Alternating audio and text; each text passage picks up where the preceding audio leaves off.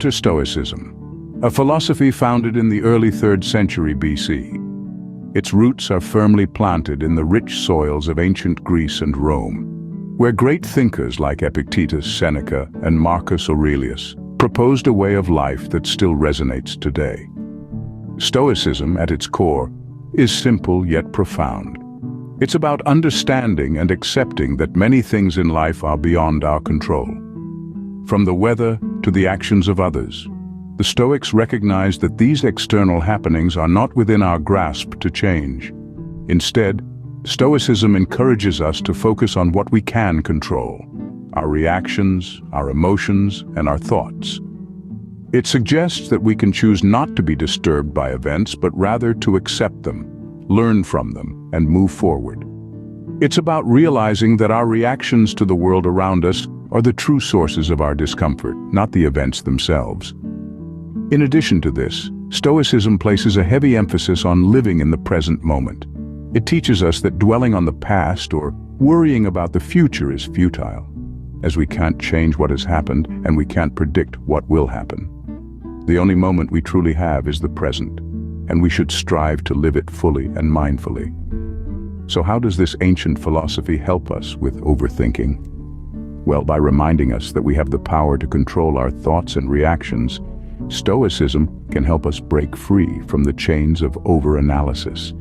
It encourages us to accept things as they are, to focus on the present, and to let go of unhelpful rumination. Stoicism, then, offers us a way to wrestle back control from the clutches of overthinking, a way to find peace in acceptance, strength in resilience, and wisdom in the present moment.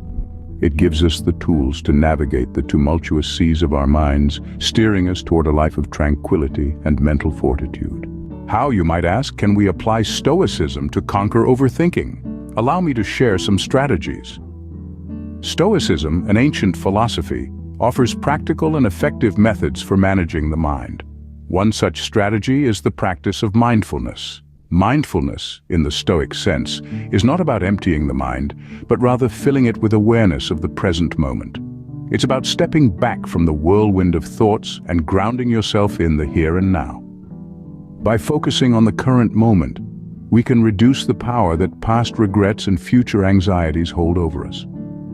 Next is the strategy of focusing on what can be controlled. The Stoics believed that much of our distress comes from trying to control things outside our power.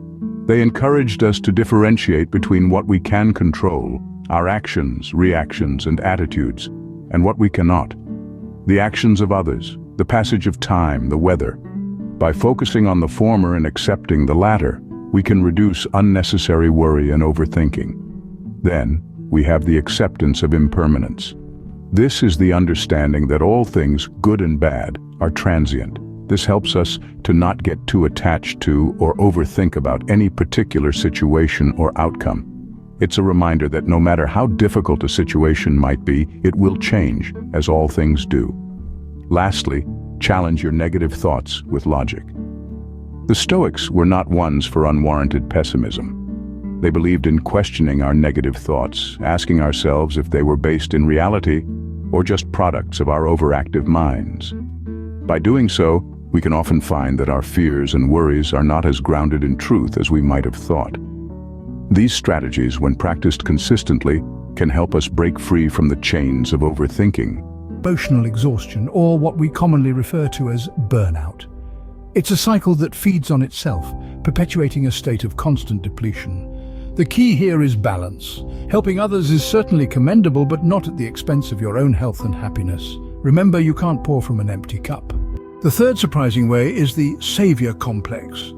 This is driven by an overwhelming urge to rescue others, often at the cost of our own well-being. It's like being a firefighter in a world ablaze, but the flames never cease. This can breed unhealthy dynamics in relationships, fostering dependency and resentment. Imagine the disillusionment when those we try to save don't want our help or don't change in ways we expect. It's important to remember, not everyone wants or needs to be saved. Fourthly, we have enabling harmful behavior. Picture this. In your quest to help, you inadvertently allow destructive habits to flourish.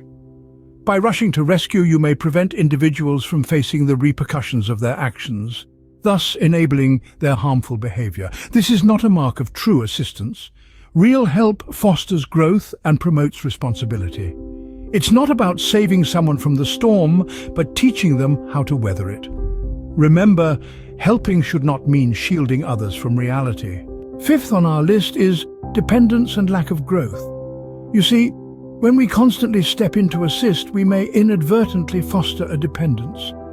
It's like always cutting the food for a child who's learning to use a knife. Yes, it's safer and quicker in the short term, but in the long term, it hinders their growth and self-reliance. They never learn to do it themselves. In the same way, excessive help can rob people of the chance to grow. Helping should empower, not cripple. Next, we have the burden of responsibility.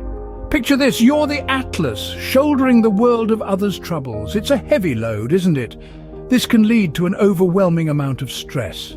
You might feel the need to constantly solve problems that aren't even yours. It's like a never-ending maze of worry and anxiety. Remember that the line between good and bad can blur under certain conditions. This reminds us that our judgment of others should consider not just their actions, but also the context in which they occur. So, if actions can be misleading, how can we truly tell if someone is good or bad? Enter the world of psychology and a concept known as consistent behavior. This is the idea that observing someone's actions across a variety of situations and over an extended period of time can provide a more comprehensive picture of their character. Think of it this way: anyone can put on a mask and play a part for a while, but maintaining that act consistently, that's a different story. Through consistency, true character seeps out. It's like a tea bag in hot water. The longer it steeps, the stronger the flavor. So don't be quick to judge based on a single act or a fleeting moment. Give it time. Allow the person to reveal themselves through their deeds. And above all, keep in mind that it's not just about what they do, but how consistently they do it. Remember, actions speak louder than words, but consistency shouts. So, is there a definitive answer to the question, how can I tell if someone is good or bad? The journey we've taken today through the enigma of human nature, the role of empathy, the impact of context, and the power of consistent actions suggests that it's not so simple. Empathy, for instance, allows us to connect with others, fostering understanding and compassion.